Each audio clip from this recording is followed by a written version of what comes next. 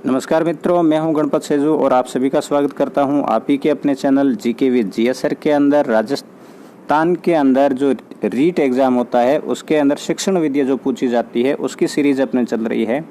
आज की जो शिक्षण विधि है आपकी वो रहेगी प्रायोजना विधि, प्रोजेक्ट विधि है, उसके बारे में बात करेंगे, पूरी डिटेल के साथ में देखेंगे, सीधी बात करेंगे, नो बकवास होगी इसके अंदर, क्योंकि एग्जाम आपके बहुत नज़दीक है। प्रायोजना विधि क्या है क्या नहीं है इसके बारे में पूरा अपन सिरा फड़ा इसका कर देते हैं। ये विधि है दर्शन शास्त्रियों की देन है। पहला एक क्वेश्चन तो यह है कि प्रायोजना विधि किसकी देन है, तो दर्शन शास्त्र की, यह ध्यान रखना। इस विधि का सर्वप्रथम विचार दिया किसने दिया, तो जॉन ड्यूवी के द्वारा दिया गया था। जॉन ड्यूवी ये एक प्रसिद्ध दर्शन शास्त्री थे। ये क्वेश्चन भी एक बार आ गया था कि निम्न में से मनोवैज्ञानिक नहीं है, जिसमें जॉन ड्यूवी दे रखा था। तो जॉन ड्यूवी को मनोवैज्ञानिक नहीं माना जाता है, एक दर्शन शास्त्री माना जाता है। तो ये क्वेश्चन भी मोस्ट इम्पोर्टेंट है। इनके जनक कौन है, तो किसके, प्रयोजना विधि के, प्रोजेक्ट विधि के, तो H.W. किलपैट्रिक है। कौन है, H.W. किलपैट्रिक। जॉन ड्यूवी के प्रयोजनवाद से बहुत ही प्रभावित थे और जॉन ड्यूवी के ये शिष्य भी थे। इस विधि में बालक स्वयं अपनी रुचि में से विषय वस्तु एवं क्रिया में सामंजस्य स्थापित करते हुए अपने अध्ययन गति से अध्ययन करता है। बालक वास्तविक जीवन की अनुभूति इसी विधि से करता है। वास्तविक जीवन की अनुभूति बालक किस विधि से करता है, मतलब क्वेश्चन इस प्रकार से जो लाइनें दे रखी है ना, वैसे के वैसे क्वेश्चन पूछे जाते हैं। मैंने इसी प्रकार से है ये नोट वो सेटल कर रखे हैं। तो ये बालक वास्तविक जीवन की अनुभूति कौन सी विधि करवाती है बालकों को, तो प्रायोजना विधि है, बिल्कुल करेक्ट आंसर रहेगा आपके। फिर किलपैट्रिक की ये जो डेफिनेशन है कई बार एग्जाम के अंदर पूछ ली गई है कि प्रोजेक्ट जो है अर्थात प्रायोजना एक उद्देश्यपूर्ण प्रक्रिया है जिसे मन लगाकर सामाजिक वातावरण में पूरा किया जाता है। ये किलपैट्रिक की है।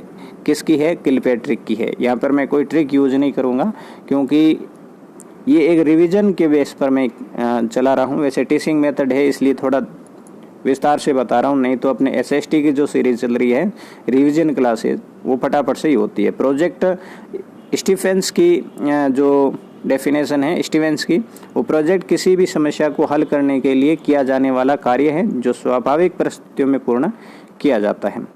ये जो प्रोजेक्ट मेथड है ये कितने प्रकार की होती है, प्रायोजना के प्रकार कितने हैं वो देख लेते हैं। एक तो है सृजनात्मक या रचनात्मक प्रायोजना, समस्यात्मक प्रायोजना, आनंदात्मक प्रायोजना और अभ्यास प्रायोजना। ये प्रायोजना के 4 प्रकार हैं। ध्यान रखना, प्रायोजना कितने प्रकार की है, तो 4 प्रकार की है। और ये जो प्रोजेक्ट मेथड है इसके पद, ये क्वेश्चन कई बार पूछा जाता है। पद जो है ना वो प्रस्तुति का निर्माण करना। पहला ही पद कौन सा है कि प्रस्तुति का निर्माण किया जाए। भाई प्रायोजना अपन को योजना बना रहे हैं, योजना विधि लागू करेंगे, उनसे पहले प्रस्तुति होनी जरूरी है। ये क्या होती है, शिक्षक विद्यार्थियों के सामने किसी घटना, कहानी, प्रश्न उत्तर, विचार विमर्श या प्रत्यक्ष अनुभवों से प्रस्तुति का निर्माण करता है। मान लेते अपन एक ये प्रायोजना विधि है अपन स्कूल में लागू करते हैं और स्कूल में भी क्या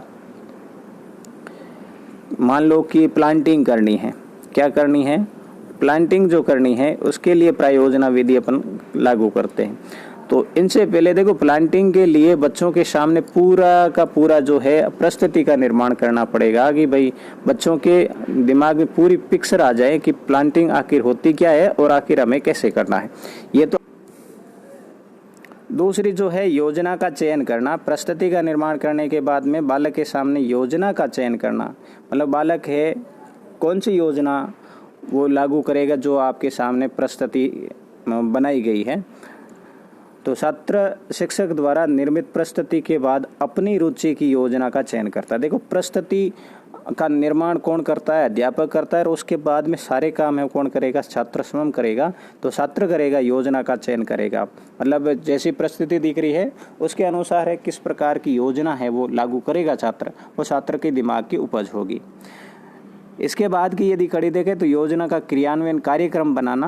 भाई योजना का चयन तो कर लिया, उसके बाद में वो क्या करेगा, योजना का कार्यक्रम बनाएगा कि मैं जो योजना बना रहा हूँ उसके तहत क्या क्या करूँगा, वो कार्य योजना बनाएगा। विद्यार्थी द्वारा योजना के उद्देश्य की प्राप्ति है तो योजना की रूपरेखा है ना ड्राफ्ट तैयार करेगा वो। इसमें छात्र के विभिन्न रुचियों के अनुसार समूह बनाकर उनको उत्तरदायित्व है वो दिए जाते हैं। फिर योजना का कार्यक्रम बनाने के बाद में योजना को क्रियान्वयन करेगा, भाई योजना लागू करेगा। योजना उसने प्रस्तुति देखी, प्रस्तुति के अनुसार उसने योजना का चयन किया, योजना का चयन करने के बाद में है योजना का कार्यक्रम बनाया है, कार्यक्रम बनाने के बाद में है जो कार्यक्रम बनाया है उसको सही प्रस्तुति के अंदर है वो लागू करेगा। तो छात्र है शिक्षक के मार्गदर्शन में योजना के कार्यक्रम का क्रियान्वयन करता है अर्थात लागू करेगा। फिर पांचवा जो पद है वो है योजना के कार्य का मूल्यांकन करना। भाई अपनी जो योजना हुई है, लागू की है अपने, वो कहाँ तक सफल रही है इसका मूल्यांकन करना। शिक्षार्थी व शिक्षक योजना की सफलता व असफलता का मूल्यांकन करते हैं। मूल्यांकन के विचार विमर्श के तहत निश्चित निष्कर्ष पर पहुंचते हैं। अब देखो ये जो सीक्वेंस है आपको ध्यान होना जरूरी है।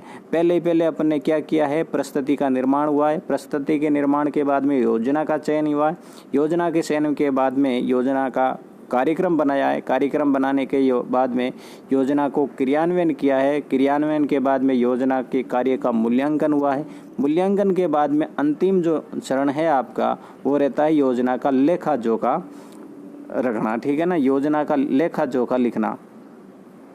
प्रायोजना के अंतिम चरण में मूल्यांकन के पश्चात विद्यार्थी योजना के क्रियान्वयन से आई समस्याओं, समाधान, सुझाव, अनुभव आदि का लिखित विवरण है वो तैयार करते हैं। भाई योजना हमने लागू की है उसमें क्या कमी रही है, कहाँ तक सफल हुई है, क्या अपने कठिनाइयाँ देखी है, वो सारी है वो लिखित में छात्र तैयार करते हैं।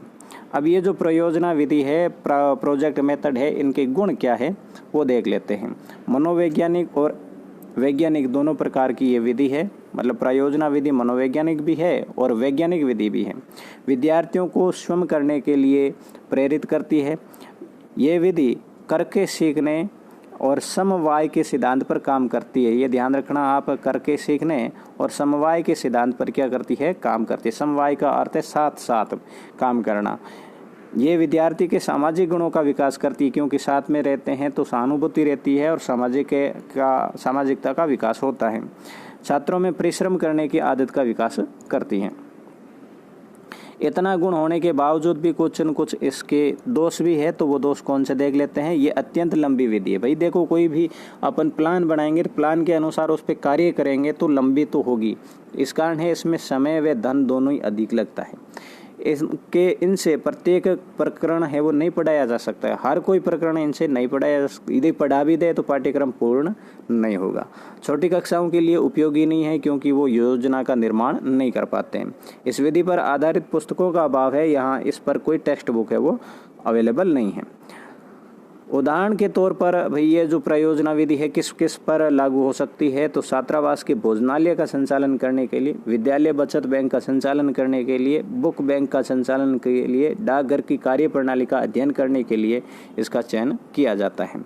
तो ये है थी अपनी प्रायोजना विधि। देखो प्रायोजना शॉर्ट में मैं करवा रहा हूँ। ये प्रायोजना थोड़ी बड़ी थी, इनसे पहले अपने अभिक्रमित अनुदेशन देखी है, वो नहीं देखे तो वो देख लेना। तो वो आपको ये बड़ी विधि थी, इस कारण एक वीडियो किया है। अगली जो वीडियो होगी 2-3 है, साथ में करके मैं वीडियो लेके आऊँगा। तो ये वीडियो कैसा लगा मुझे कमेंट करके ज़रूर बताइए। भाई कमेंट आप नहीं करते हैं, कमेंट मुझे ज़रूर करें और अपने सभी दोस्तों के साथ में इसको शेयर ज़रूर करें ताकि मेरी थोड़ी बहुत हेल्प हो जाए। और चैनल को सब्सक्राइब ज़रूर कर ले क्योंकि मैं यहाँ पर आपके क्रैश कोर्स मतलब रिवीजन कोर्स है वो यहाँ चला रहा हूँ। तो आज का वीडियो बस यहीं तक, मिलूँगा नेक्स्ट वीडियो में। तब तक के लिए जय हिंद, वंदे मातरम।